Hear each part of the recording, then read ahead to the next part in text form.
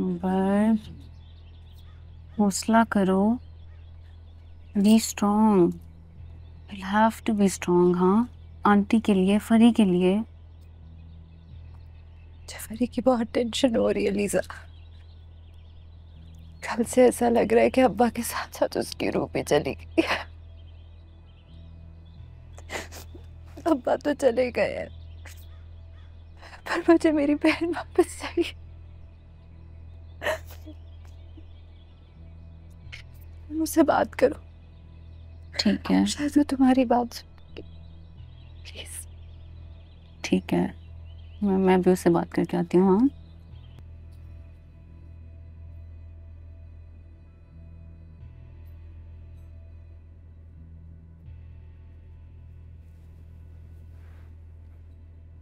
फरी।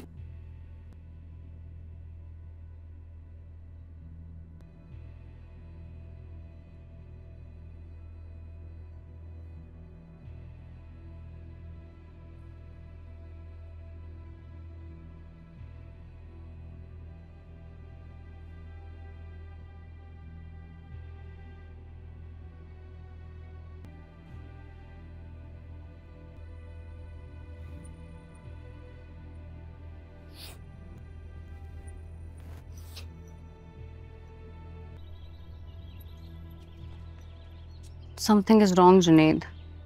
क्या हुआ? फरी ना रो रही है ना कुछ बोल रही है। गुजर चुका हूँ इस सब से मैं। सदमा भी ना बड़ी अजीब चीज होती है। कभी किसी का गुस्सा या आंसू बन के निकल आती है, कभी किसी का दुख उसके अंदर ही रह जाता है। और अगर दुख अंदर रह जाए ना, वो बहुत खौफनाक होता है। बाहर से कोई आवाज अंदर नहीं आती, इंसान बिल्कुल गुम हो जाता है। It's kind of scary. मुझे बहुत फिक्र हो रही है उसकी। पता नहीं कितना वक्त लगेगा उसको ठीक होने में। लोग कहते हैं कि वक्त मरहम होता है, वक्त के साथ साथ इंसान ठीक हो जाता है, तकलीफ कम हो जाती है, लेकिन कसम से सब बातें हैं, जिसका जाता है उसी को पता होता है। और कभी कभी तो तकलीफ वक्त के साथ और बढ़ती है। आई डोंट नो उसको कितना वक्त लगेगा। ना रोना समझ में आता है, लेकिन ना वो कुछ खा रही है, ना वो कुछ बोल रही है, ना वो रिएक्ट कर रही है। वो कल से अपने अब्बा की व्हीलचेयर के सामने स्टैचू बन के बैठी हुई है यार। हम उसको सपोर्ट ही कर सकते हैं, अपनी अपनी कैपेसिटी में कर रहे हैं। तुम बात क्यों नहीं करते उससे? मैं क्या कहूंगा उससे? हौसला दो उसको। No, I don't think I am the right person to talk. Right और रॉन्ग की बात नहीं है। हम सब बात करके देख चुके हैं उससे जुनेद। आंटी और अंबर बहुत ज्यादा परेशान है। कोशिश तो करो यार। गॉड नोस उस तक हमारी आवाजें पहुंच भी रही हैं या नहीं।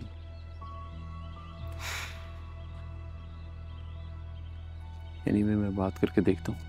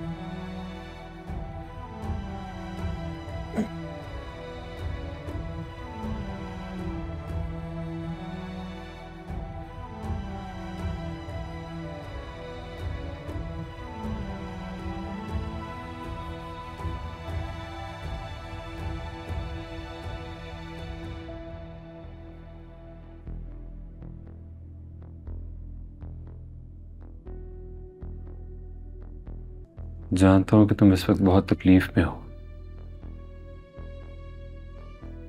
कुछ भी कह लूं, ये तकलीफ मिट नहीं सकती, ना ही शायद कम हो सकती है। पर ये एक गम का पहाड़ है यार, तुम उसके नीचे खड़ी हो। ये भी जानता हूं कि इसको अबूर करना इतना आसान नहीं होगा, लेकिन आज तक तुमने कौन सा आसान काम किया है? जो सोचती हो, इरादा करती हो, उसे पूरा करती हो। बिल्कुल उसी तरह तुम्हें इस मुश्किल पहाड़ को भी अबूर करना है। पर ये बुज़दिली ये नहीं है कि अपने गम, अपनी तकलीफों का इजहार ना किया जाए। रोना चाहती हो तो रो लो, चीखना चाहती हो तो चिल्ला लो, लेकिन कुछ तो कहो। मुझे देखो, हमेशा से अपने अंदर के खौफ को अपने अंदर दबा के रखा, और अभी भी वही कर रहा हूं। जानता हूं कि इसका सिर्फ नुकसान है, कोई फायदा नहीं है, लेकिन बेबस हूं, क्या करूं। तुम्हारे सामने हूं, इसने मुझे वहां ला के खड़ा कर दिया जहां मैं अपने पैरों पे भी नहीं खड़ा हो सकता।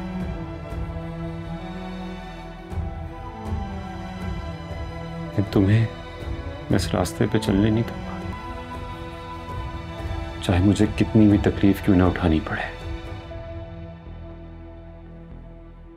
तुम्हें यहां नहीं जाने दूंगा, लेकिन इसके लिए मुझे तुम्हारी मदद चाहिए यार। समझ रही हूं ना मैं तुमसे क्या कह रहा हूं? वही मैं तुमसे बात कर रहा हूं यार, कुछ तो कहो।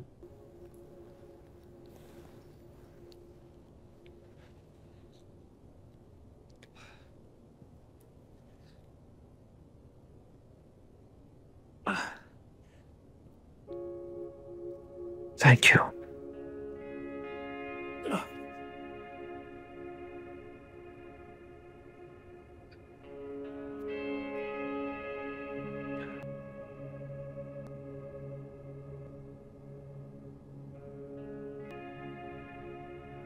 तुम्हें याद है जब हम स्कूल में होते थे और तुमने क्रिकेट खेलते हुए प्रिंसिपल की गाड़ी का शीशा तोड़ दिया था? कैसे भूल सकते हैं वो? याद है ना तुम्हें? खड़ूस मिस रिफत, उन्होंने अब्बा को फोन कर दिया था फौरन शिकायत लगाने के लिए, और अब्बा बेचारे दफ्तर का काम छोड़ के आ गए। फिर जो शिकायतों की लिस्ट उनके सामने रखी हमारी, अब्बा ना परेशान होने के इशारे कर रहे थे, आंख भी मार रहे थे हमें। एक दफा तो आंख मारते मारते मैम रिफत ने पकड़ लिया, उनको लगा उनको आंख मारी। तो अब्बा बेचारे अपोलोजाइज करते रहे, माफिया मांगते रहे, इल्तिजाएं करते रहे कि आपको आंख नहीं मारी थी मैंने। पर उनकी लफ्जों की गोलाबारी तो शुरू ही हो गई।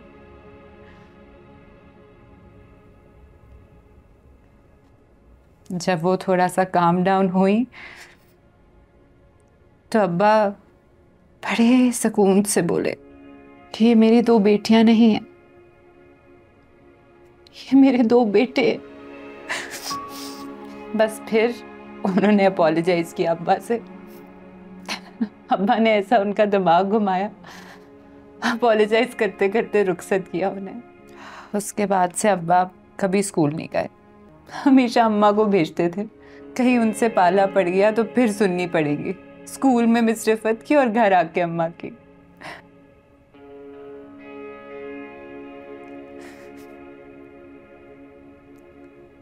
अब्बा हमेशा सेव करते थे हमें।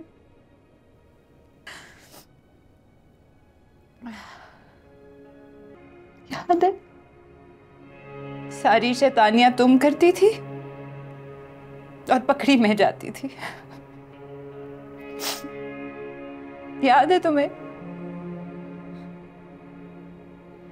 अच्छा मुझे बताओ, चाय पियोगी?